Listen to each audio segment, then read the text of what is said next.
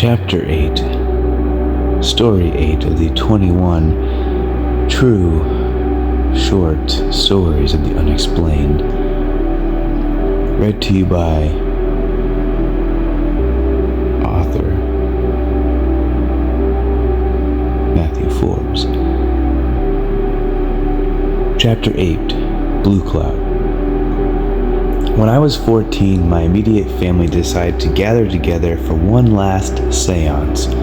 Yes, I know there's much speculation about them, but something about them are appealing. If you understand what doors are opening, I had not known much about them more than they had a great appeal to me in all literature and entertainment that I liked growing up. At the time, my grandmother had introduced me to her cousin, Judy. I had only met her twice when I was very young. She was an honest woman and very laid back. She really would say how she felt, the stories I heard, and the way everyone described her. It was all very genuine. Judy was a few inches over 5 feet tall, her hair white and cut short. At the time, she was around the age 63. I was eating dinner with her and my grandmother one night, and Judy mentioned having a seance. Of course, I was extremely excited in a fantasy of her intuiting some crazy story and finding something strange and marvelous about my future, or learning about my past life in order to correct my misfortunes in this life.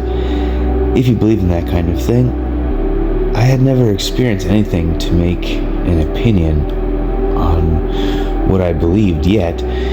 I grew up going to a Catholic school from 5th to 8th grade, but as I found myself going aimlessly through the first year of high school, I was only aware that I knew nothing and had no idea what path I would choose to follow.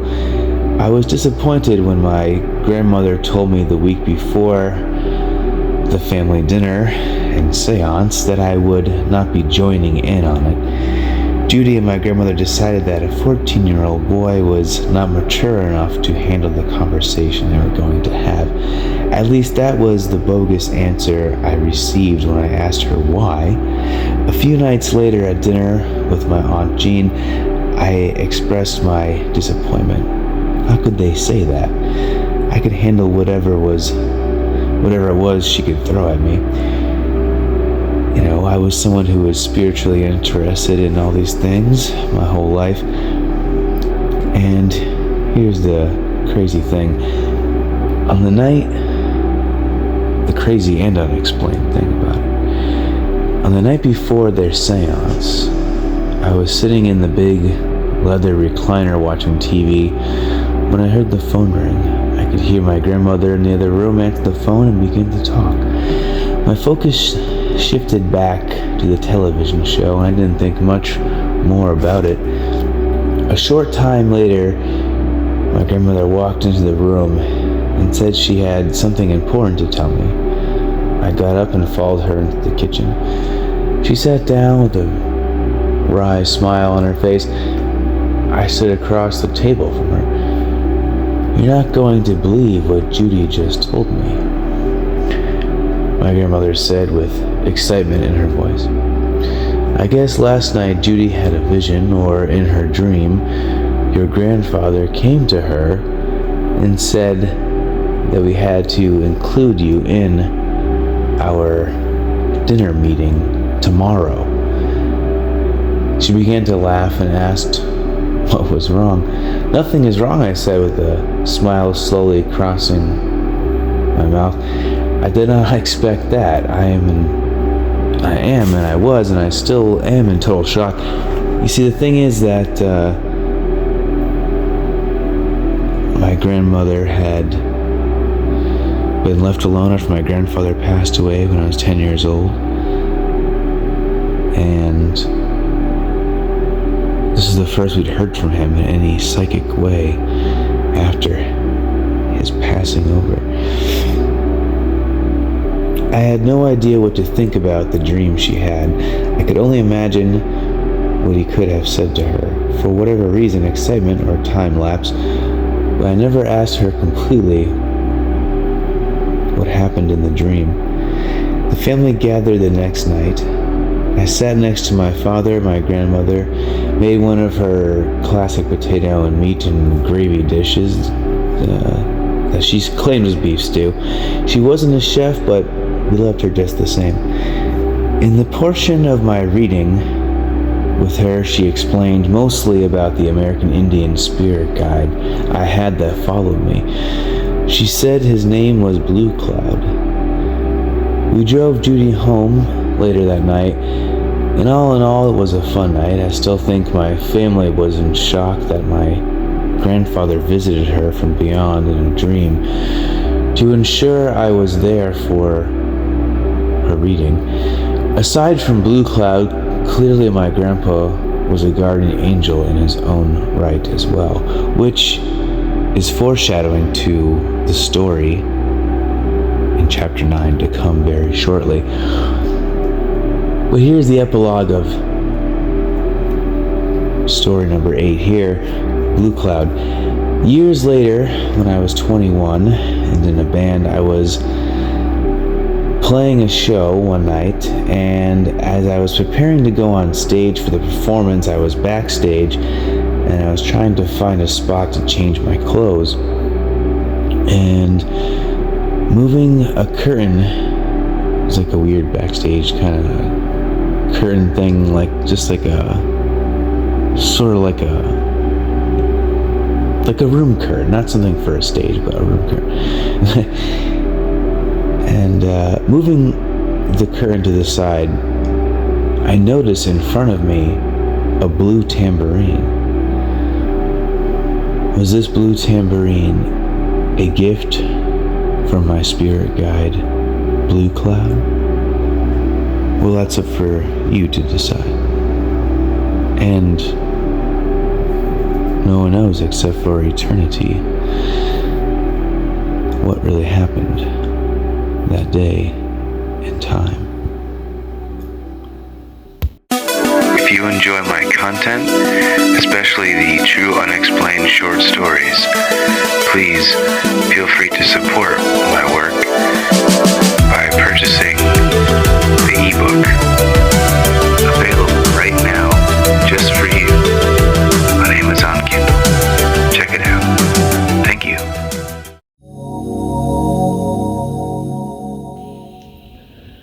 Chapter 9, Hurricane.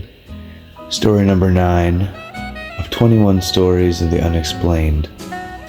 Written and narrated for you by author Matthew Forbes, also known as Matthew Myth, or Mythy Myth if you want to read it. Here's the thing. This story is possibly the most pivotal moment of my entire life. It's probably something that is the reason why I still play music. I still have any creative purpose to my life, is because of this one day and time. And just so happens to be chapter 9, Hurricane. It was late winter. I was 15, and at this time I was dating my first girlfriend. There must have been bad weather, or her stepfather didn't want to drive me all the way home. Most likely the latter. We stayed up quite late, but her mother had instructed that I sleep on the futon and not in her bed with her, obviously. The futon was still in her room, but I guess that was the best control they could have over two teenagers. For Christmas, I was given an iPod. It was the original model, so it was thick and heavy, but worked very well. Sort of like a ice cream sandwich.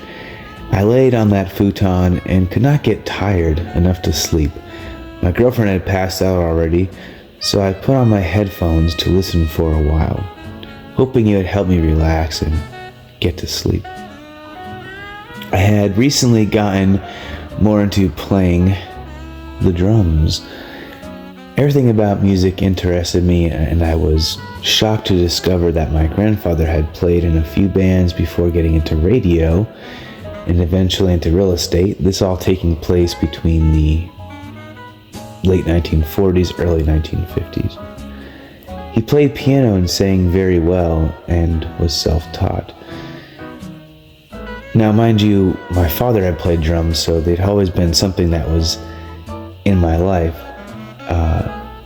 But something about me was really leaning into this sort of jazz fascination. To me, rock and roll is great, but if you can learn jazz, you can play rock. And learning what the greats of this jazz music was about suddenly caught my attention, especially when it was connected and happening and sometimes in the 60s coinciding with psychedelic rock. So like Jimi Hendrix and Mitch Mitchell playing drums. So I was fascinated to find out that my grandfather played with a local drummer at that time that went on to play with the famous piano player Dave Brubeck, which I'm sure almost anyone who's ever heard a jazz song knows of. The drummer was Joe Morello. He was amazing to listen to, and for a young teen, I was surprisingly into jazz music, and moreover, it was amazing that my grandfather had they both kind of cut their teeth together, as I say in the music scene with jazz. I had their famous album by Dave Brubeck and featuring Joe Morello on drums called Time Out, and I would listen to it all the time. There is a famous track on the album titled Take 5. Originally, Brubeck wrote the song as a means for Morello to have a short drum solo, but his piano vamp and the whole song was a favorite of the public, and mine too. And it was around this time that I had randomly heard this song.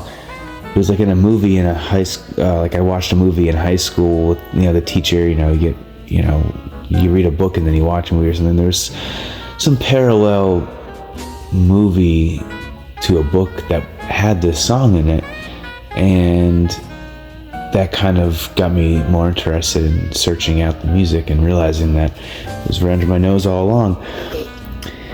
So I had this album by Dave Brubeck, Time Out, featuring Joe Morello on drums on repeat on my old archaic ice cream sandwich of an iPod, and sure enough, I was able to drift off to sleep easier than anticipated. It was kind of a hypnotic spell, it almost would seem. Now, something that doesn't happen often occurred not too long after I had been sleeping. Sometimes when you're sleeping and begin a dream, you end up waking up, and for me, I had to go to the bathroom. I didn't think I ever drank that much water or anything before bed either. I thought nothing of it and went back to bed. Miraculously, I drifted back into the dream I was previously dreaming. A string of common dream imagery and events unfolded, and nothing seemed to strike my attention right away. I ended up waking up again at least 3 times more, just like before, and each time went back into the dream. Now, this, again, looking at this in hindsight, being now 35 in the year of our Lord 2024, it's pretty amazing that I have never had that happen. I mean, I've gone back into the same dream, but not like this, not this intensive. I'd literally get up, go, relieve myself a little ways, and then just go back to it, and it just kept, it's just like, it never happened to me in the, I was like about 15, about 15 when this happened. So in 15 years of living, I never had that. To carry on, it came out of nowhere. That is this sort of dream, this waking dream state, not the... It came out of nowhere, and I was in a car or something. It obviously seemed like a car. Something about it seemed familiar. It was actually identical to a car my grandparents owned when I was very young, which I believe was an old Buick, and it had this pipe smell from the chap who owned it before them. He smoked a cherry rose kind of pipe, and something about that smell, it actually was really enchanting. I was sitting in the back seat, but I could not decipher who was driving. Not quite yet. I was shocked to look to my right and see my grandfather sitting in the back seat with me. He looked calm, but caught up in thought. Mind you, at this point in my life, when I was having this waking dream at 15, my grandfather had passed away when I was 10 years old, just a few years before that.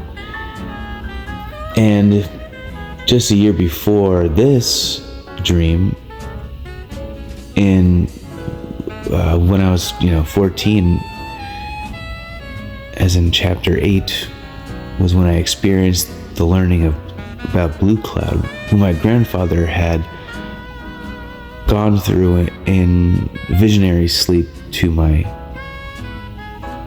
great cousin, or whatever, my grandmother's cousin, Judy. And so I thought it was so even in this moment of this dream state, it seems really incredible that I'm, at the same time, I'm like cognizant enough to think about these things, like, oh my God, now he's coming to me in this dream, right? So I look and see my grandfather sitting in the back seat with me. He looked calm, but, caught up in thought. I felt as though time was standing still, and yet it also felt as though time was limited. I could not speak like I normally would when I tried, but it was an unknown experience to me, communicating with our minds through thought only. It seemed like only telepathy would work in this situation. I looked up at him, and I had the same awe, some feeling I did as a little kid looking at him. And I had not seen him in 5 years. It was great to be in his presence. The car appeared to be gray, but as though it was only a mirage or smoke, nothing solid about it. However, next to him was a car window that was cracked, and I could see outside, the brightest greens and blues, yet no light came into the car. He looked at me and explained that time was in fact limited, and I had this one opportunity to ask him a question. Anything I wanted to know, he could actually tell me something. My mind raced. Do I ask about music, or my life, or a memory? What could I ask, and would it be worth asking? Finally, in this mind-rambling moment, I came to a decision. I asked him, what was the real secret to everything, but specifically to me, being my best self in my life ahead of me? What was to come? What could I do? For having limited time to answer it, sure felt like he took an eternity to look out the window. Well, he looked out the window crack. It seemed like the window was just a crack. It was very strange. Outside this window crack, it looked like there was the rolling pastures, you could say. And he looked through this window crack, and he cracked a smile. To himself, it seemed like, one of those kind of moments. And with no thought or words to come to my mind, he looked down at me, and I could hear his voice in my head. And he said, "Be like the hurricane," is all that he said. The phrase rattled in my mind. I looked up to the driver and could see it was not someone I recognized. Not a person anyways.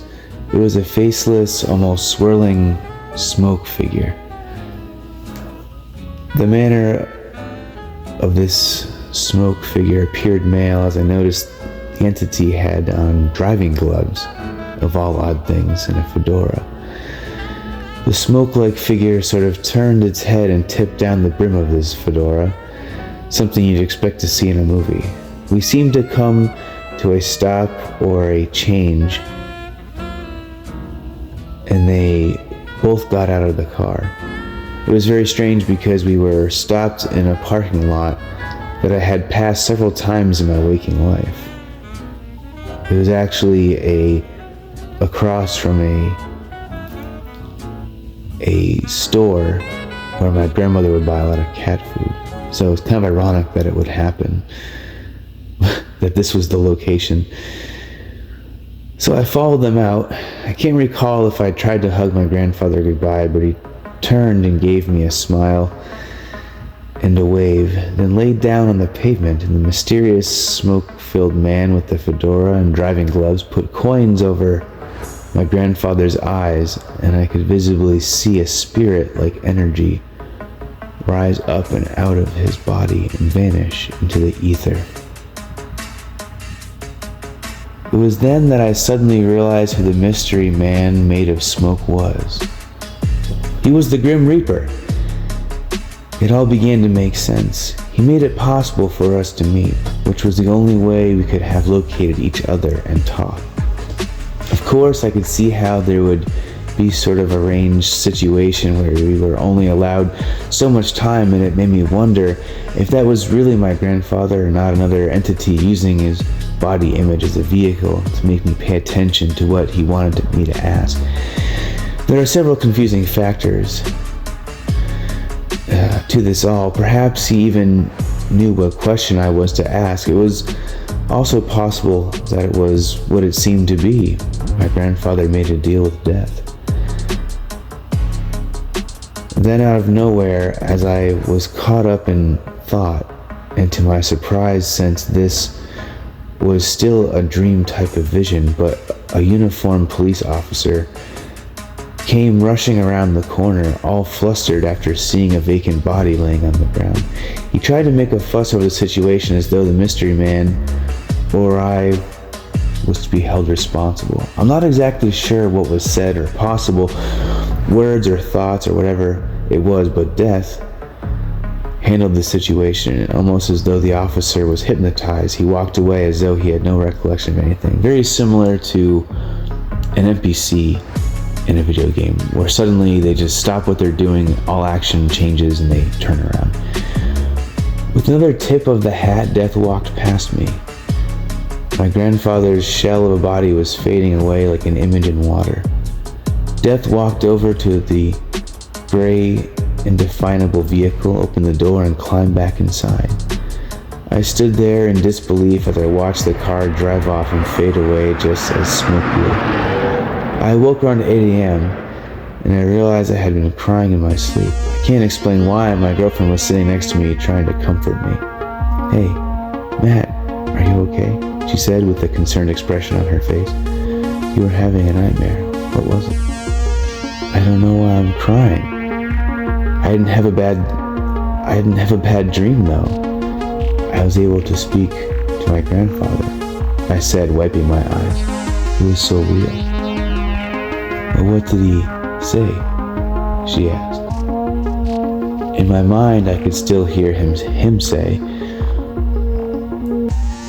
"Be like the hurricane." Now, to follow up on what that means, I would have to say that being like a hurricane means the